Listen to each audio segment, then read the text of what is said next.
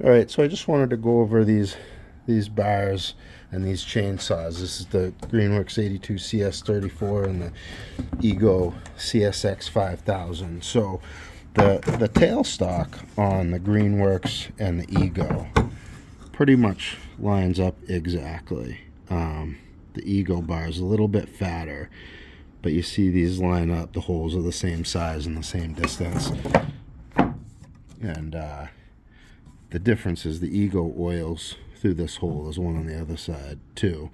But the Greenworks, there's actually, let's see if you can see that, but it oils through these holes.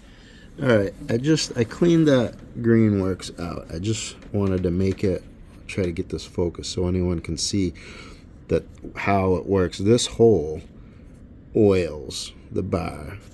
The bottom one is where it's tension from, and then the top one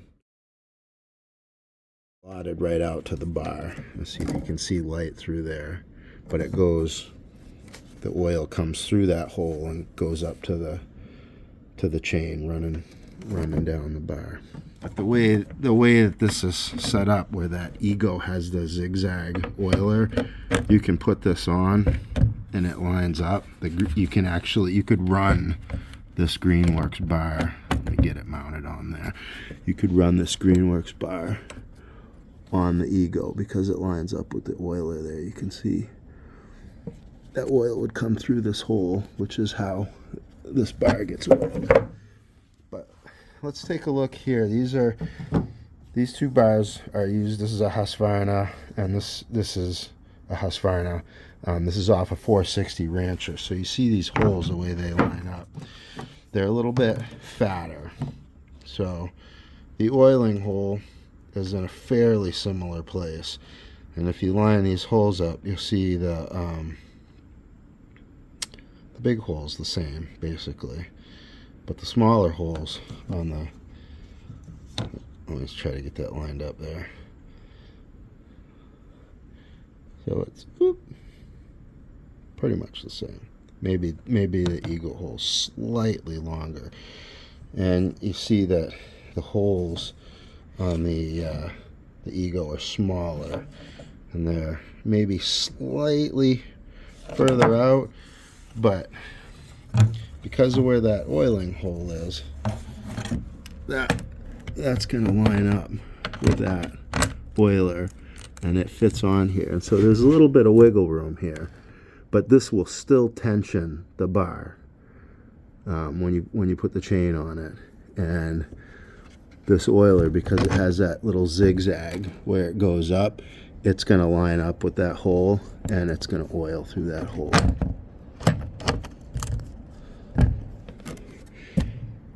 Now with the Greenworks, to get it to go, I actually had to cut into the hole so that it would oil through this hole, and then I taped that hole up. That's why when you see me running these, I run it in a particular orientation so that only one of these holes oils, and then I tape the other hole off so it doesn't leak out all over the machine, and so it's just going onto the chain. But that's what's happening. I wanted to give a little overview again. Anybody trying to make these adaptations on their chainsaws. So that's see the Greenworks just has this oiler here, where the Ego's kind of got a big zigzag oiler that can be used. I mean, it seems like it's meant to be used on different bars the way that it's set up, because I don't know why else it would have to be that large or zigzag like that. But I've been able to use it with these Husqvarna bars, and here's the numbers that are on the bars, if that's helpful to anyone. And maybe this one's an Oregon bar. I don't see the Husqvarna on it, but these are the numbers. So the reason I have this as a 20-inch bar, because these are 20-inch bars, is because when I convert this to 3/8, I don't want to have to switch the sprocket to go back to a 20-inch cut. So when I'm on 3/8, I can use this bar or that bar for 24, 20-inch cut instead of having to switch the whole sprocket. And that's the same on either of the saws. So if you're asking why is there a 20-inch, that's why, because this is 3/8 here, so they have to match. And these ones are set up as 3/25.